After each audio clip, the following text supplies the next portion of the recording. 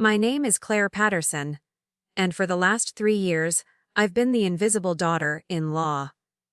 The one who showed up early to help cook, stayed late to clean, and somehow never got mentioned in the family photos. The one whose miscarriages were met with awkward silences and thin, lipped smiles. The one who, no matter how much she tried, was always a few steps behind what the family considered worthy. I used to believe that if I stayed quiet, if I took up less space, they'd eventually make room for me. That if I smiled through the comments, helped without being asked, and never raised my voice, one day, they'd see me, respect me, maybe even love me. But tonight changed that. It was my mother-in-law Evelyn's 60th birthday, a grand affair as expected. White tablecloths, catered hors d'oeuvres, and personalized menace. Everyone was there. Rachel, my sister-in-law, radiant in her third trimester glow, had become the evening's centerpiece. And I didn't mind, until the jokes began. "Hopefully this baby breaks the family curse," someone said. Evelyn chimed in, voice sweet as honey but sharp as vinegar. "At least this one made it past 12 weeks. Laughter followed. Light, polite, and poisonous. Nathan, my husband, chuckled along, quiet, eyes lowered. Just enough to not defend me. Just enough to hurt. I didn't cry. I didn't make a scene. I stood up, walked calmly out of the dining room, and headed to the guest bedroom. Because what they didn't know was that I'd brought something with me. And tonight, they were all going to see it. The hallway felt colder than I remembered. Maybe it was the contrast between the heat of the dining room and the sudden stillness out here, or maybe it was something else entirely. Something internal. I walked slowly, deliberately, as if each step forward helped me gather the strength I'd been siphoning away for years. The guest bedroom was exactly where I'd left it. Tidy, untouched, a little too perfect.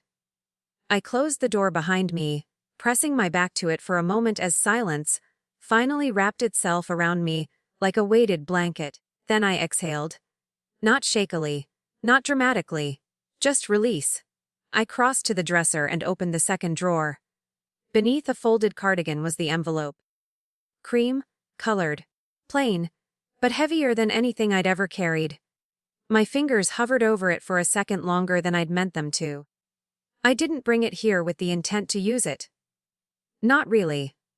A part of me, the part still clinging to denial, thought maybe the night would pass without incident. That Evelyn would behave, that Rachel would keep her digs subtle, that Nathan. God, that Nathan, might, for once, remember how to be a husband instead of a son. But that hope had been naive. And hope, I was learning, could become toxic when misused. The envelope held the report from the fertility specialist I had seen on my own. After Nathan refused to go back, after he said maybe, we were just unlucky, and left it at that, it contained the truth. A truth I hadn't spoken aloud to anyone but myself. I wasn't the reason we couldn't have a child. He was.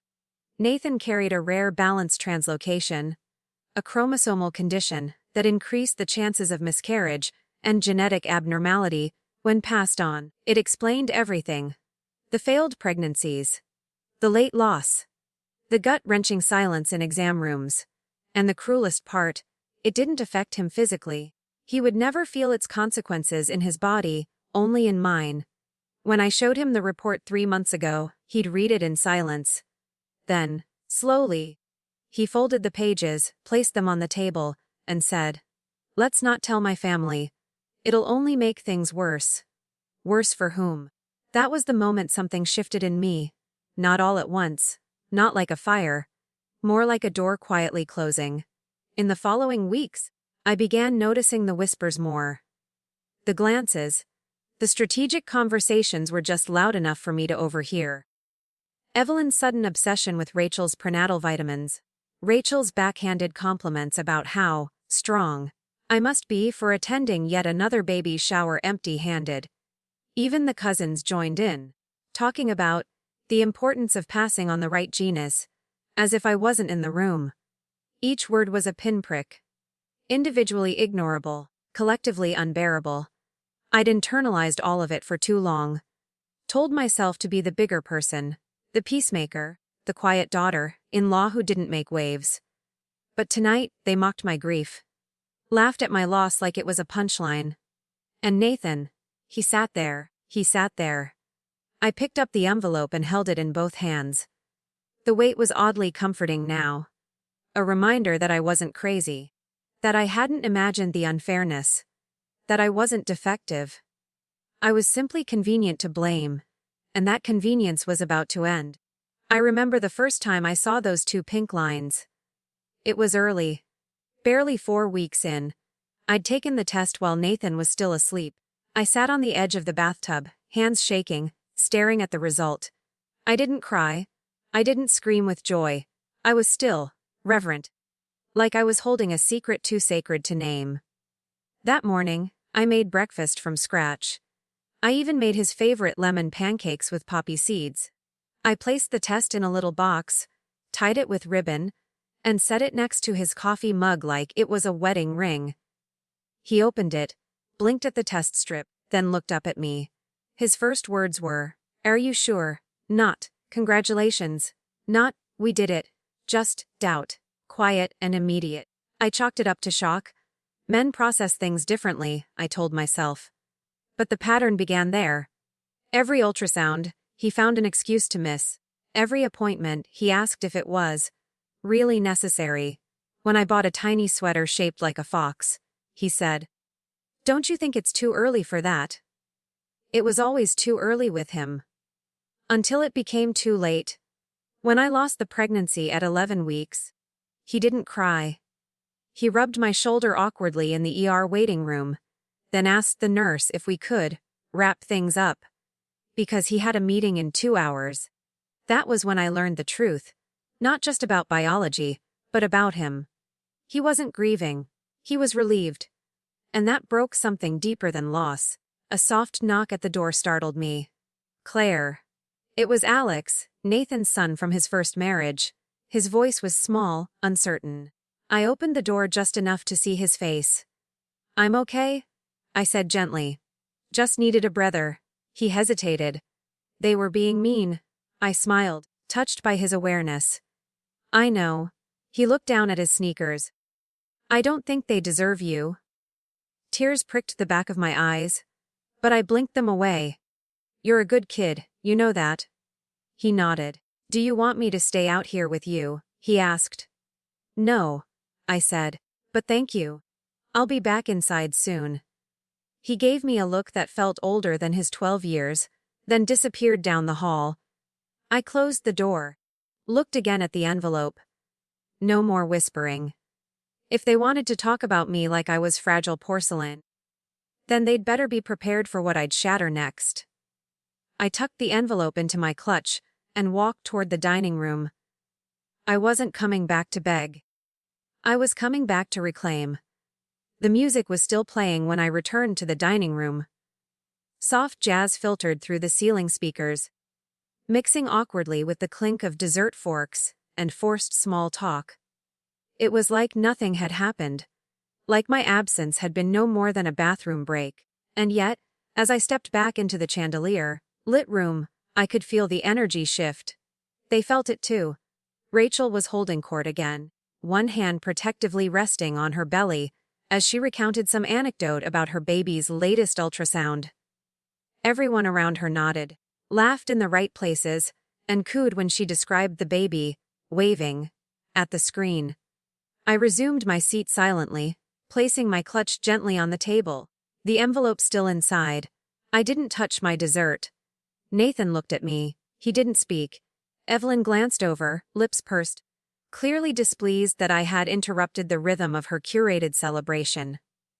Rachel took one glance at my expression, and then kept talking louder, as if sheer volume could erase discomfort. I tuned them out. I stared at my empty plate, and let the sounds blur into nothing. The bouquet centerpiece in front of me looked different now, less elegant, more like camouflage. Something designed to obstruct, to distract. Evelyn raised her glass. "To new life," she said, her voice ringing like a toast from a magazine. "To family," added Rachel. I looked up. "Funny how you only toast to the parts of the family that come easy." Rachel's smile faltered. Nathan cleared his throat, clearly torn between stopping me and staying invisible. Claire, Evelyn said, her voice icy smooth. This isn't the time. No, I said, standing. This is exactly the time. I reached into my clutch and pulled out the envelope. It felt light now. Not because its contents had changed, but because I was finally ready to let go of the weight they'd placed on me. I laid it gently in front of Nathan. You read it first. He stared at it like it might bite him. Rachel leaned over. What is this? Some dramatic letter?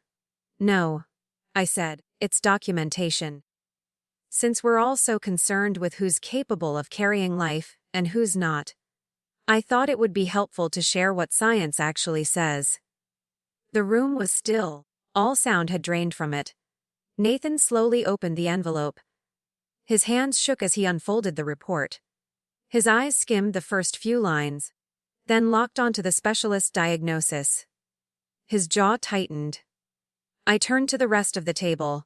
For years, I let you talk about me like I was broken. I let you whisper, speculate, and imply. I blamed myself. And I nodded at Nathan, let you?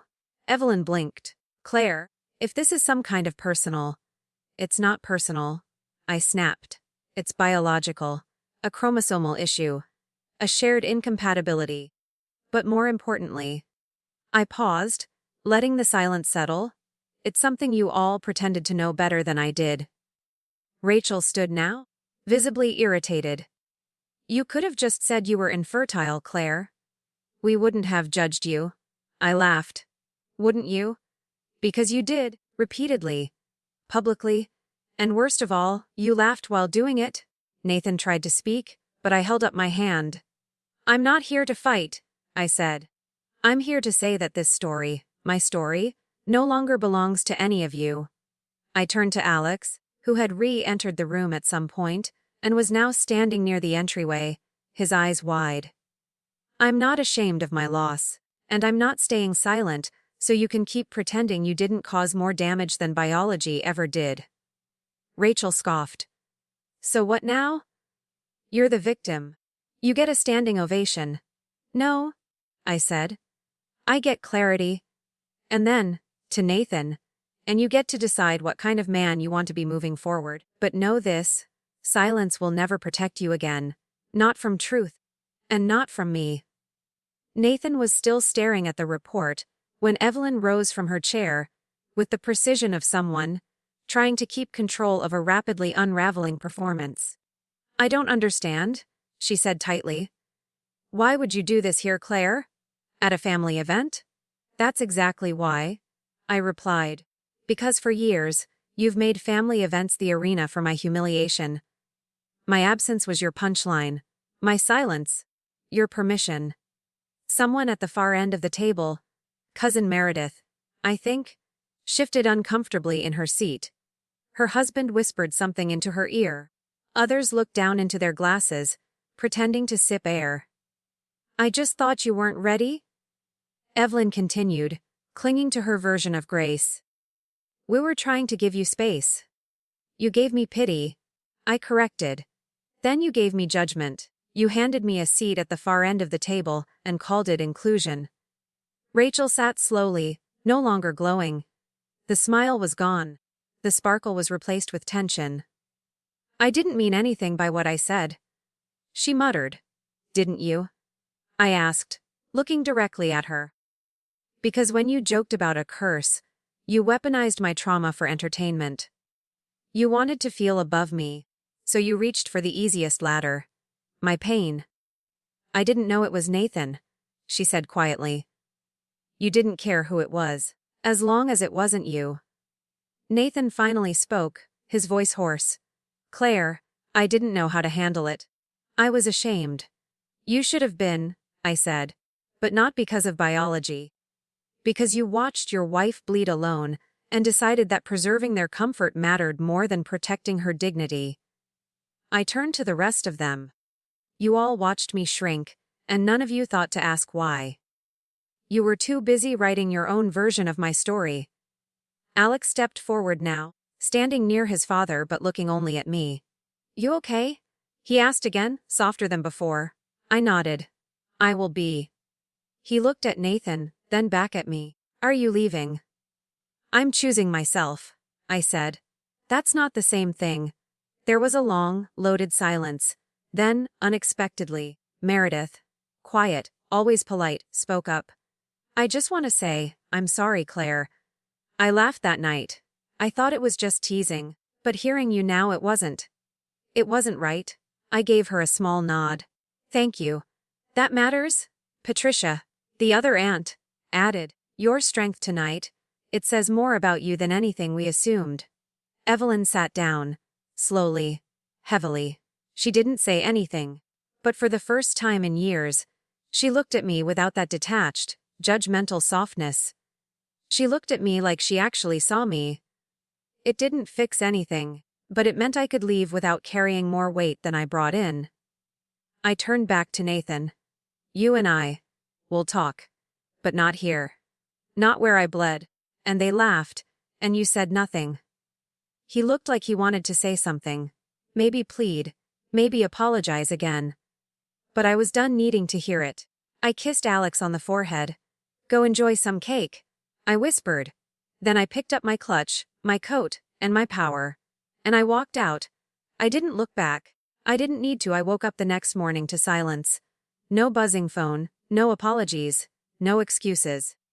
Just the warmth of a sunbeam slicing through the hotel curtain, the hum of distant traffic, and the weight of my own breath, steady, slow, and mine. For the first time in months, my chest didn't feel like it was housing a ticking clock. There were no appointments to track, no polite excuses to craft, and no delicate performances to uphold. I was alone, not abandoned, just free. The hotel I'd booked was a small boutique spot downtown. One of those places with warm wood paneling and a French press in every room.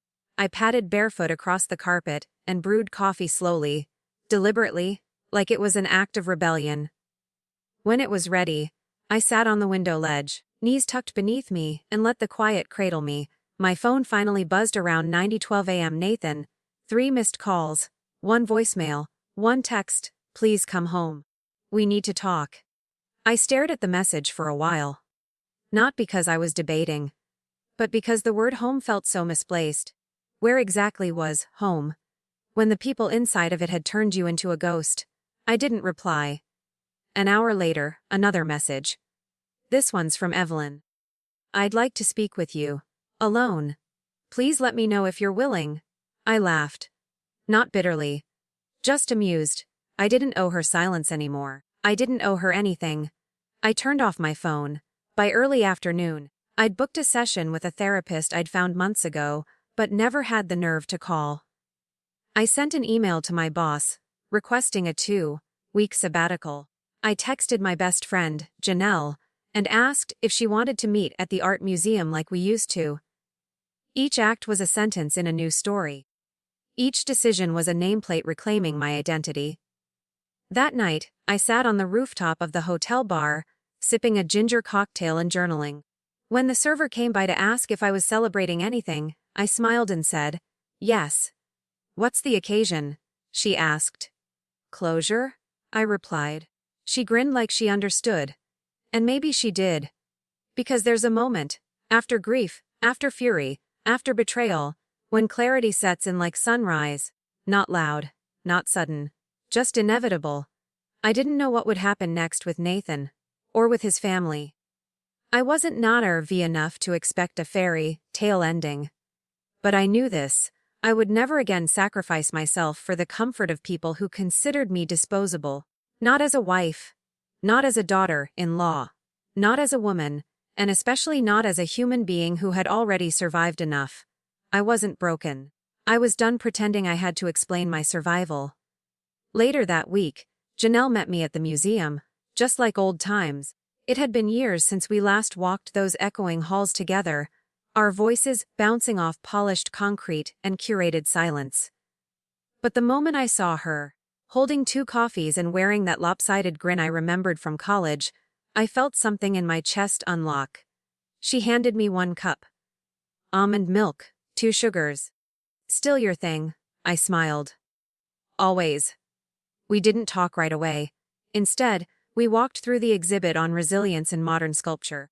Metal bent into impossible curves. Glass shattered and reformed. Even the art seemed to understand what I couldn't yet name.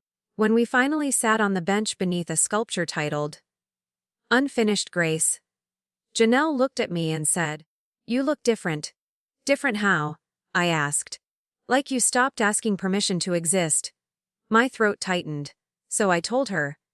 Everything, not just the baby, not just the party, but the slow erosion, the 1,000 quiet betrayals that had chipped away at my sense of self long before any doctor confirmed what my body could or couldn't do.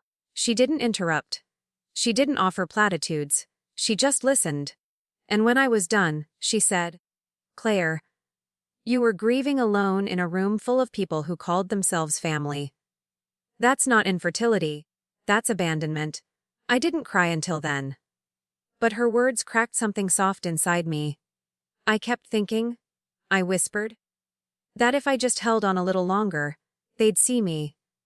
That Nathan would remember who I used to be. Janelle reached over and took my hand. "The problem wasn't your grip, Claire. It's that you were holding on to people who had already let go."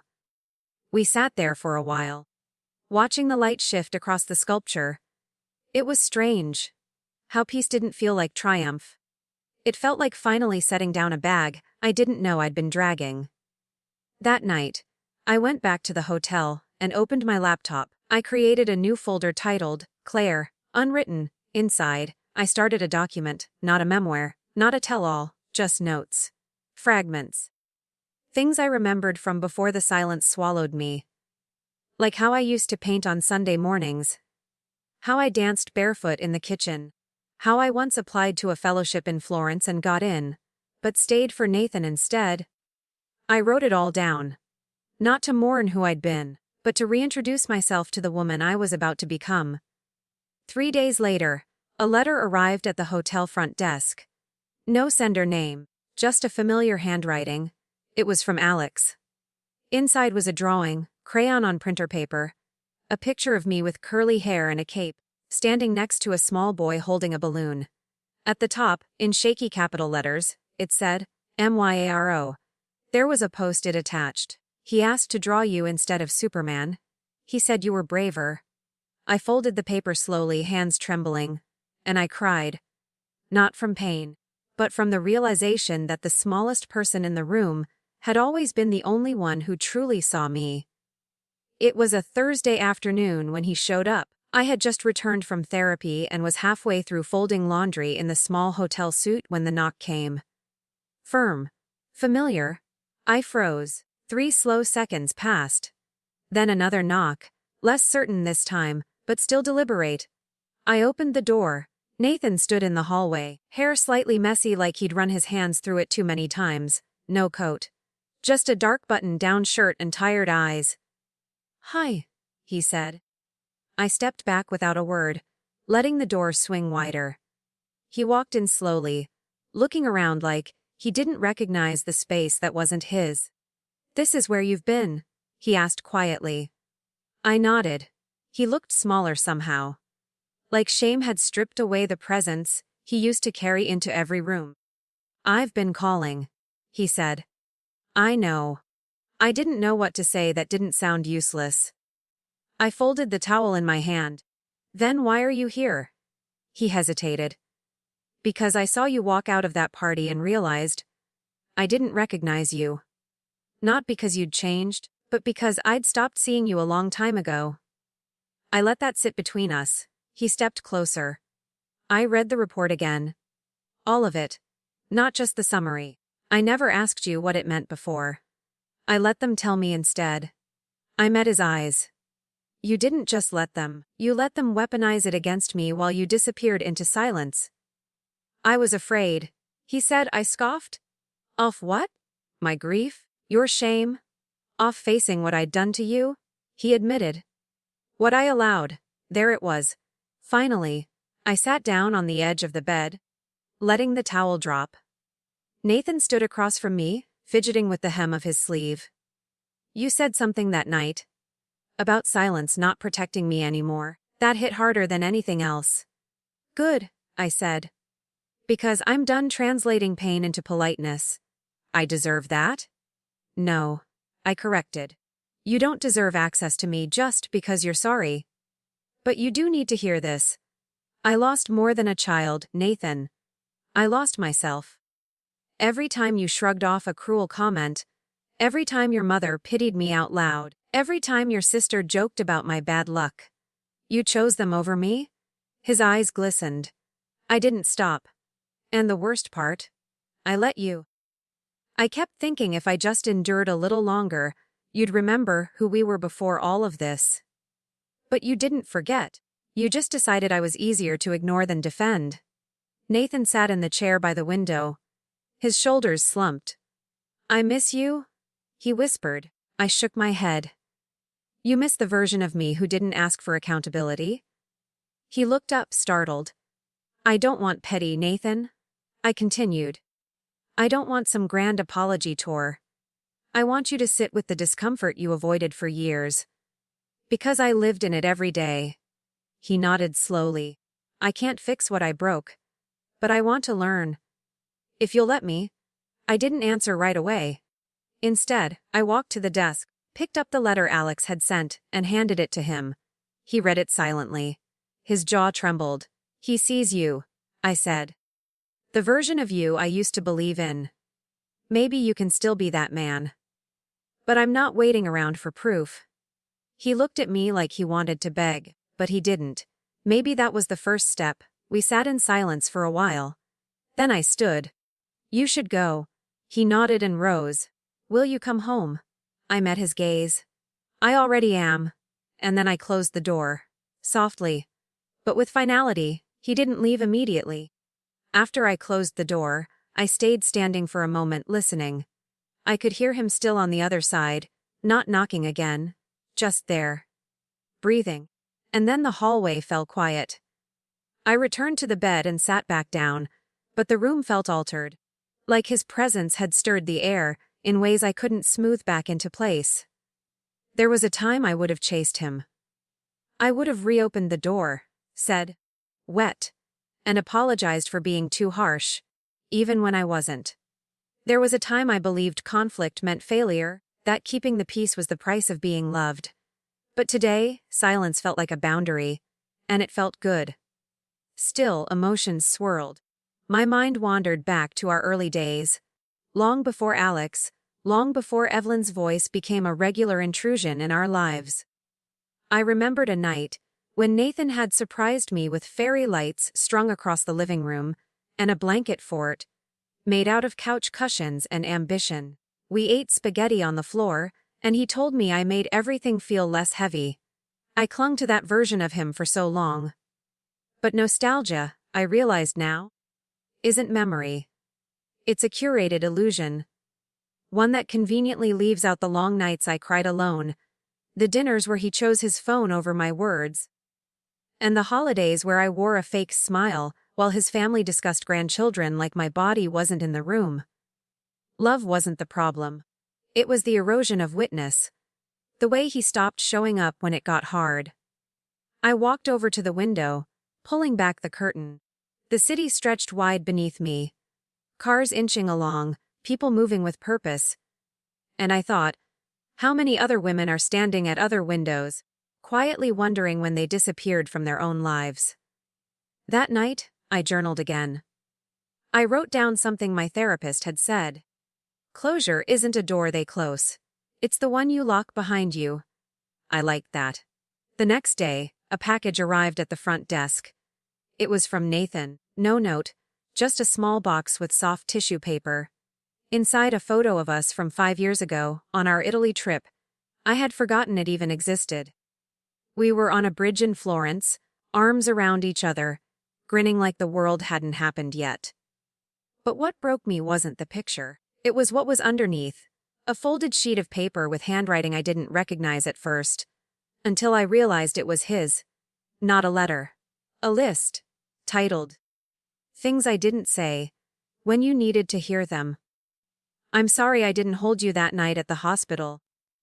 I'm sorry I let Evelyn decide how we spoke about the loss. I'm sorry I let you carry the grief alone. I'm sorry I made you feel like a problem to manage, not a person in pain. I'm sorry for confusing quiet with support. I'm sorry I didn't fight for you sooner. I read it once. Then again. And again. It didn't change my decision. But it did something else. It acknowledged me. Not the version they tolerated at dinner. Not the polite ghost who washed dishes and smiled through cracks. Me. The woman who bled. The woman who roared silently. The woman who walked away. That night, I burned the list. Not out of anger. Out of release. Because forgiveness wasn't about letting Nathan back in. It was about not letting what he did keep echoing inside me. 3 weeks later, I attended a fundraising gala. Not because I wanted to make a statement. I wasn't interested in spectacle. But the organization meant something to me. A non-profit focused on maternal health and mental recovery for women who had experienced pregnancy loss. I had been quietly donating for years. This time, I RSVP'd as a guest speaker. I almost didn't do it. The thought of standing on a stage, talking about what I had lived through, not just the physical loss, but the erasure, the quiet humiliations, felt daunting. But when I shared my story with the program director, she looked at me and said, "You don't have to be polished. Just be real. That's what they remember." So I said yes. And on a chilly Saturday evening, I slipped into a navy jumpsuit, pulled my hair back into a low twist, and walked into a ballroom filled with more strangers than friends. I wasn't there for applause. I was there to exist. Fully. The ballroom was soft with candlelight, low music, and clinking silverware. A familiar hum of wealth and concern. I recognized some faces. I smiled at the ones who acknowledged me. I was mid-conversation with a pediatric grief counselor when I heard a sharp intake of breath behind me. I turned, and there she was. Evelyn. Standing across the room in a sequined champagne gown, arm hooked through a family friend's. She wasn't supposed to be here, but of course she was. A patron of many causes, especially ones where she could be seen supporting strong women. Our eyes met. For a split second, she faltered. But then she recovered. Tilted her chin. Smiled that public relations smile she wore so well. I turned back to my conversation, as if she were any other guest. Because that's all she was now. Later that evening, they called me up to the stage. I took a breath. And began. "My name is Claire Devlin," I said. And for years I tried to survive grief by disappearing. I thought if I made myself small enough, quiet enough, I could avoid making others uncomfortable with my pain. I paused. In doing that, I almost erased myself. I told them about the miscarriage. The silence that followed. The way my loss became a footnote at dinner. I told them about the envelope. The drawing. The little boy who reminded me what it meant to be seen. I didn't name names. I didn't need to. By the time I finished, the room was silent, but not heavy. It was the silence of reverence, of shared ache, of recognition. I stepped down to polite applause. Nothing wild, nothing theatrical, just enough to say, "We heard you." As I reached the hallway to leave, I felt a hand on my arm. Evelyn. Her eyes were unreadable. "I didn't know you were speaking tonight," she said. "I didn't know you were listening," I replied. She opened her mouth. Closed it. Tried again. "You didn't have to say it like that." "I didn't say your name." "You didn't have to," she snapped. "People will talk." I tilted my head. Maybe they should. Her face flushed. "This isn't you, Claire?" And I smiled. "Exactly." I walked away. Down the corridor, past chandeliers and murmurs. I didn't feel victorious. I felt aligned. Like something finally clicked into place. That night, I got home late. I took off my heels, unpinned my hair, and sat at my desk. The document titled, Claire, Unwritten, was still open. I added a new line. Reintroduction. Not to them. To me. The next morning, I woke up to over 40 messages. Some were from attendees I hadn't even spoken to, thanking me for what I said. A few were from women I'd never met who had gone through their own quiet losses, and said they finally felt named. But the one that stopped me cold came from someone I hadn't heard from in years, Nora. She and I had shared a support group years ago, when our losses were fresh. We had bonded over the strange grief of becoming a mother without a child to show for it. But life had drifted us apart. Her message read, "Claire, I was in the third row last night. I didn't know you were the speaker until you walked up, and I almost cried before you even said a word. You stood so straight, like someone who'd been bent for too long and finally remembered how to unfold. You told my story, but better. Thank you for surviving, for speaking, for reminding me that I'm still here too." Nora, I put the phone down and sobbed into my hands. Not because I was sad. Because I wasn't alone. Later that week, I was invited to join the advisory board for the nonprofit. It wasn't about status. It was about using my voice. I said yes. One afternoon. As we reviewed next year's programming, the director asked if I'd consider leading a writing workshop for women navigating grief. I hesitated. "Don't worry," she smiled. "We're not looking for polished memoirists. Just someone who understands how to hold a space." That night, I created a new folder on my desktop. Stories that survived. Inside it a blank page, and then another, and another. I didn't rush to fill them. I just opened space for the stories to come. A week later, Alex and I walked to the park together. His little legs moved in uneven bursts of excitement. He had insisted on bringing his sketch pad. We found a bench under a maple tree and sat. He opened the book and flipped to a new page. "What should I draw today?" he asked. I smiled. "Whatever you want." He started sketching quickly, no hesitation. "Is that a house?" I asked. He nodded. He paused. Then whispered, "You." Something in my chest cracked open. "Why me?" He shrugged. "Because it looks warm, and you always bring snacks." I laughed. But also, I blinked fast to keep the tears from falling. After a while, he handed me the sketch pad. Underneath the house, he had written in blocky, crooked letters, "CL Ayers Hambau." I kissed the top of his head. I didn't need a mansion or a last name carved into marble. I had this. A child's scrawl, a voice, a name, mine, spoken with love. And for the first time in years, it felt like enough. 2 months passed before I heard from him again. Nathan. He didn't text. Didn't call. Didn't send flowers or letters. He sent something else. A package. Inside was a hand-bound book. No title. Just a navy linen cover and a note taped inside.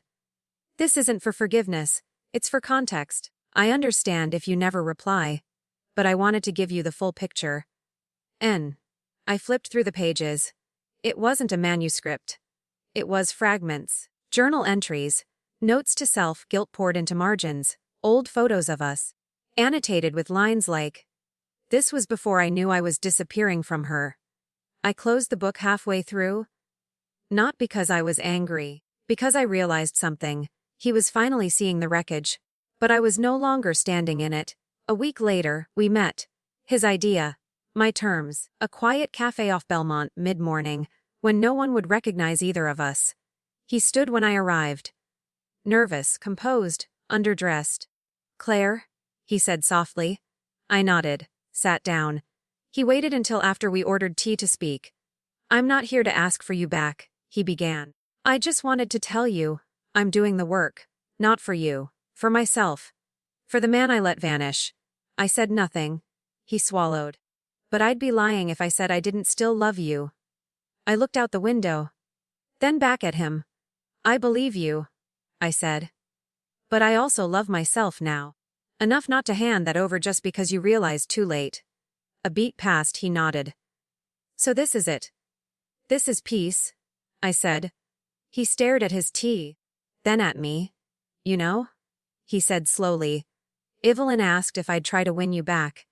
She said it would look better if we reconciled." I laughed once. Sharp. Of course she did. "But I told her she doesn't get to write your ending." That surprised me. I didn't reply. Just let that linger. After we parted, I didn't cry. I walked a few blocks, sat at a small park bench, and took out my phone. opened my notes app. Typed I chose me. Not out of revenge, and that of reverence. And that was enough. 3 months later, my piece was published. Not in some glossy magazine. In the nonprofit's quarterly journal. Title: When Grief Outgrows Silence. The final paragraph read, "They never apologized the way I wanted. But I stopped needing them to. My grief deserved better than silence, and so did I. This is not a revenge story. It's a resurrection." That summer, I hosted the writing workshop. 10 women came. 10 stories cracked open. We didn't fix each other. We witnessed. At the last session, Alex ran in from the hallway, where he'd been doodling, and handed me a card. On it his stick figure version of me, standing on a little stage, arms outstretched. He'd written, "You said THETNGS. And somehow, that was the best review I could have received. Months passed. The ache softened. Not vanished, but reshaped. Sometimes I still walked past the apartment Nathan and I once shared. But I didn't look up anymore. I looked forward. And that was the choice. Not to forget, but to begin.